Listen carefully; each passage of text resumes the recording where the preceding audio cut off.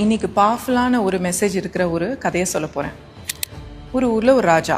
அந்த ராஜா தன் நாட்டில் இருக்கிற எல்லா ஏழை ஜனங்களுக்கும் ரெகுலராக அன்னதானம் செஞ்சுட்டு வருவார். அதுவும் ரொம்ப டேஸ்டியாக ரொம்ப தரமாக வழங்கிட்டு வருவார். அந்த மாதிரி அன்னதானம் செய்கிற ஒரு நாளில் கிச்சன்ல இருந்து எங்கே சர்வ் பண்ணுறாங்களோ அங்கே ஆளுங்க அந்த சாப்பாடெல்லாம் தூக்கிட்டு போயிட்டு இருக்காங்க.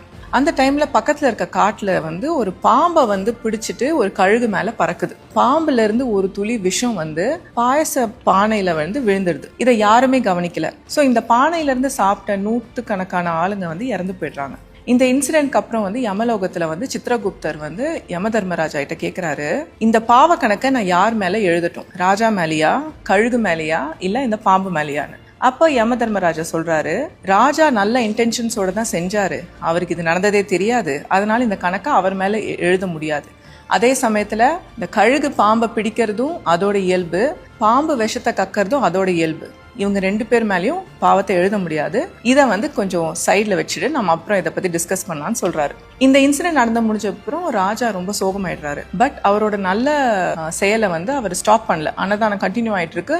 இன்னும் கேர்ஃபுல்லா எல்லாத்தையும் ப்ராப்பரா மூடி அந்த மாதிரி நல்லபடியா செஞ்சுட்டு வராரு. கொஞ்ச நாள் கழிச்சு இந்த மாதிரி ஒரு அன்னதான டே அன்னைக்கு பக்கத்து ஊர்ல இருந்து கொஞ்சம் பேர் சாப்பாடு சாப்பிட்றதுக்காக நடந்து வராங்க அந்த மெயின் ரோட்ல. அங்க ரெண்டு பேர் உட்காந்துட்டு இருக்காங்க.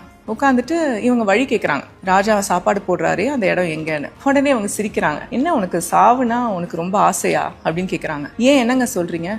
உனக்கு தெரியாதா, அன்னதானத்துல சாப்பிட்றவங்க எல்லாம் செத்து போறாங்க, அந்த சாப்பாடை சாப்பிட்றதுக்கு நீ பக்கத்து ஊர்ல இருந்து வந்திருக்கியான்னு ஏளனமா பேசுறாங்க. இவங்க எல்லாம் பயந்து போய் திரும்பிடுறாங்க. இதை பார்த்துட்டு இருந்த யம தர்மராஜா சொல்றாரு சித்ரகுப்தர் கிட்ட, அந்த பாவ கணக்கை இவங்க ரெண்டு பேர் மேல எழுது. இவங்களும் நல்லது செய்யாம நல்லது செய்யறவங்கள பத்தி உண்மை என்னன்னே தெரியாம இவ்வளோ அவதூறா பேசி பாவத்தை இவங்க சம்பாதிச்சுக்கிறாங்க. ஸோ நிறைய டைம்ல நம்மளும் இதை செய்யறது உண்டு. மற்றவங்கள பத்தி பேசும்போது அவங்க என்ன அவங்க அண்டர்கோ பண்ணியிருக்காங்க, உண்மை என்ன, எதையுமே தெரியாம அவங்கள பத்தி தப்பா நிறைய பேசுறதுனால எவ்வளோ பேர் ஹர்ட் ஆகிறாங்க. I think the story is a very powerful answer to all of them.